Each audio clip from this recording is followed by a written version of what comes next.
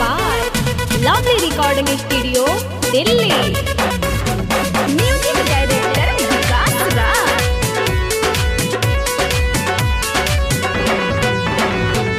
आज नहीं होई राजा प्यार हो कि लहंगा में लागल बा बुखार हो। आज नहीं होई राजा प्यार हो कि लहंगा में लागल बा बुखार हो। लागल बा बुखार हो कि लागल बा बुखार हो। लागल बा बुखार हो कि लागल बा बुखार हो। लागता कि फूटल बा कपार हो कि लहंगा में लागल बा बुखार हो।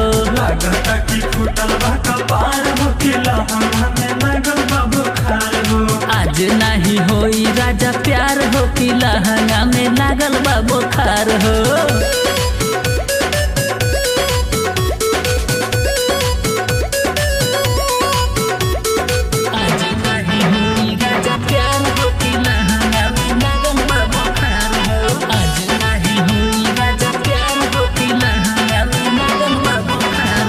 कुछ दिन बंद रही अब दरवाजा। कुछ दिन बंद रही अब दरवाजा। 5 दिन बाद राजा मोरी हो तुम आजा। 5 दिन बाद राजा मोरी हाथ माजा। धीरे धीरे धीरे धीरे परे दस सुखार हो कि लहंगा में लागल बा बुखार हो। धीरे धीरे पड़े तो सुखार हो कि लहंगा में लागल बा बुखार हो। लागता कि फूटल बा कपार हो कि लहंगा में लागल बा बुखार हो। लागता कि फूटल बा कपार हो कि लहंगा में लागल बा बुखार हो। आज नहीं होई राजा प्यार हो कि लहंगा में लागल बा बुखार हो। म्यूजिक डायरेक्टर विकास राज।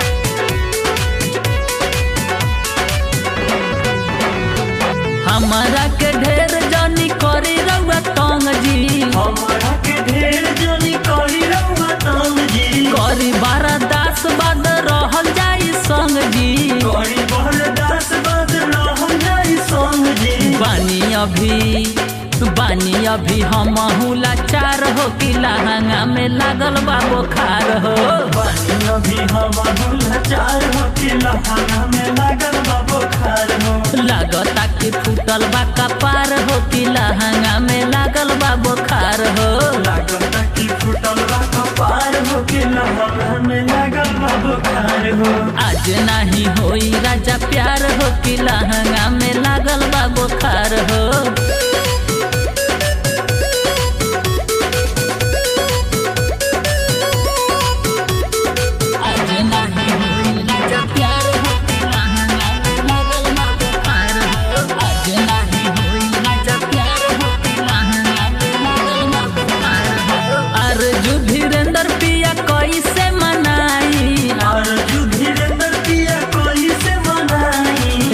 रमाकांत पवन रौरे समझाई।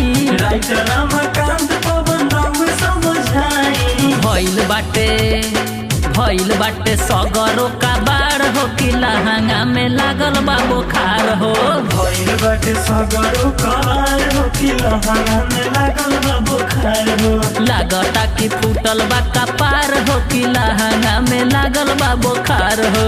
लागता कि फूटल बा कपार हो कि लहंगा में लागल बा बुखार हो।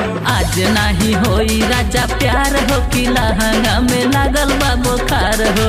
आज नहीं होई राजा प्यार हो कि लहंगा में लागल बा बुखार हो।